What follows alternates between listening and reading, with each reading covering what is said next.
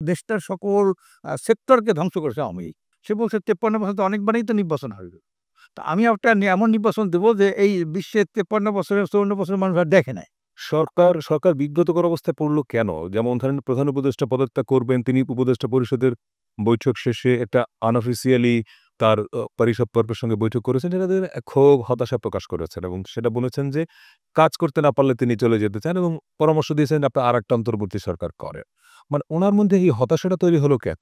উনি তো ডক্টর ইউনূস সাহেব আপনারা জানেন, ডক্টর ইউনূস সাহেব একজন গ্লোবাল আইকনিক লিডার এবং একজন ভালো সুপারম্যান, একটা ভালো মানুষ, যোগ্য মানুষ।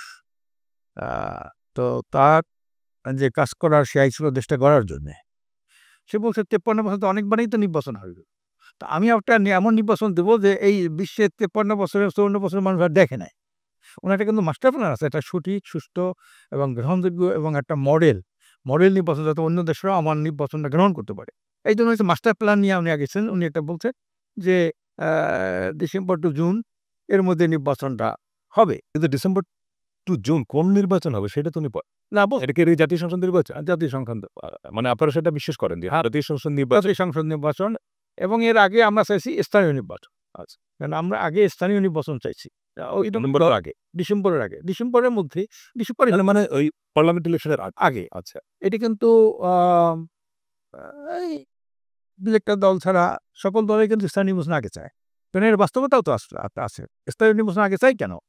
আপনার মানে নির্দলীয় সরকারের অধীনে ভোটে কিছু নির্দলীয় হ্যাঁ, মানুষ আসবে। ভালো আসবে এবং যদি তাই না আসে, আগে যদি জাতীয় সংসদ নির্বাচন হয়, যিনি এমপি হবেন, ওনার প্রভাব থাকবে। ওনার প্রভাব থাকবে, ওনার ভাই উপজেলা চেয়ারম্যান হবে, রাইট, বউ উপজেলা ভাইস চেয়ারম্যান হবে, তো শালা ইউনিয়নের চেয়ারম্যান হবে। রাইট। এই যে সবগুলোর একটা প্রভাব থাকবে। অশুভ প্রভাব এটা ৫৩ বছর আমরা দেখছি এটা।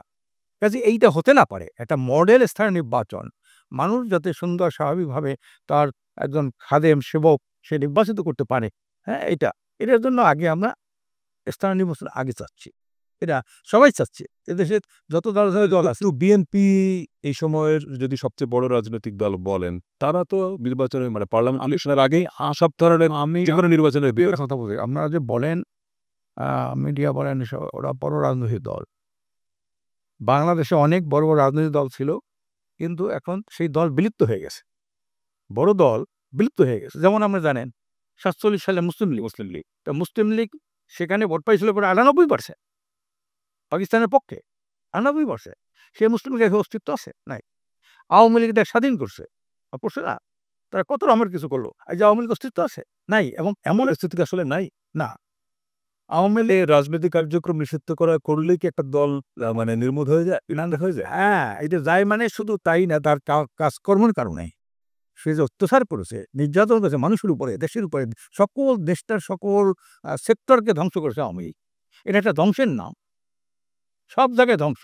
এমন একটা জায়গা পাবেন বিচার বিভাগ ধ্বংস, পার্লামেন্ট ধ্বংস, তারপর হলো শিক্ষা ধ্বংস, বিচার ব্যবস্থা ধ্বংস, তারপর আইনশৃঙ্খলা ধ্বংস, শিক্ষা ধ্বংস, অর্থনীতি ধ্বংস। সকল জায়গায় ধ্বংস করেছে আওয়ামী লীগ। এটা অভিশপ্ত এবং মানুষের জীবনকে তারা দুর্বিষহ করে তুলছে। খুন, খারাপি, নির্যাতন, বিরোধী পক্ষের উপর মিথ্যা লক্ষ মিথ্যা মামলা দেওয়া, খুন, গুম করা, গুম। কিন্তু আওয়ামী লীগের গত ১৫ বছরে প্রচুর উন্নয়ন তো হয়েছে না? না, এই উন্নয়ন যা হয়েছে উন্নয়ন সেইয়া যে উন্নয়ন করছে সব বৈদেশিক টাকায়, এই দেশের জনগণের ট্যাক্সের টাকায়, এই টাকা থেকে বিরাট অংশ তারা চুরি করেছে। তাদের মেগা প্রজেক্ট মেগা চুরি করেছে তারা। যে কাজটা তারা করেছে তার ৩ ভাগের ১ ভাগের টাকা করা যায়। এই যে মনে করেন পদ্মা সেতু, তার ১.৫ গুণ সেতু হলো ভোলা বরিশাল, সেতু অর্ধেক টাকা। সেখানে অর্ধেক টাকা লাগবে। ভারতে যত রাস্তায় ব্রিজ করছে, এর অর্ধেক ৩ ভাগের ১ ভাগ টাকায় তারা ব্রিজ করেছে। সরকার হলে যত মেগা প্রজেক্ট দেখেন, যত উন্নয়ন, এটা কিন্তু তার টাকা না। জনগণ সরকারের নিজের টাকা বলে তো কিছু থাকেও। থাকেও না, না? কিন্তু সে এই টাকা থেকে যে বাজেট ছিল তার চেয়ে বেশি বাজেট বাড়াইয়া কাজ ঠিকমতো যখন করতে পারে নাই, তখন সে বাজেট খালি বাড়াই দিয়েছে। এই যেমন ১৫-১৬ কোটি টাকা দিয়া ১৬,০০০ কোটি টাকা দিয়া ৮৫ করলো, ৩০-৩২,০০০ কোটি টাকা সে দেখাইলো, এটা খরচ দেখাইলো। কাজেই আপনি এই উন্নয়ন মনে করবেন না যে উন্নয়নের সত্যিকার তো কোনো উন্নয়ন। আমরা বিদেশি ঋণ কত? এই ঋণটা বাঁধিয়েছে কে? বিদেশ টাকা আনছে কে? সমস্ত ব্যাংকগুলোকে সে ধ্বংস করে দিল। প্রাইভেট ব্যাংক ধ্বংস করে দিল। কোনো পুঁজি নাই। আপনার ২০ টা ব্যাংকের পুঁজি সব নষ্ট হয়ে গেছে। ২০ টা ব্যাংকের কোনো পুঁজি নাই। এই পুঁজিগুলো কারা করছে? আওয়ামী লীগের দোসর, আওয়ামী লীগকে যারা ফিন্যান্স করত, অর্থ দিত, সাহায্য করত, এই যে অর্থনৈতিক চোরগুলি। ওই যে এরা বলছে না দেবগুড়ি ভট্টাচার্য, এটা চোরতন্ত্র হইছে। বাংলাদেশে এটা চোরতন্ত্র। আওয়ামী লীগ মানে একটা চোরতন্ত্র।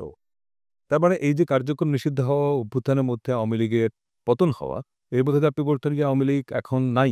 না, আওয়ামী লীগ নামক যে এটা একটা অভিশপ্ত দল হয়ে গেছে। মির্জাফর, মির্জাফর নামটা আছে না?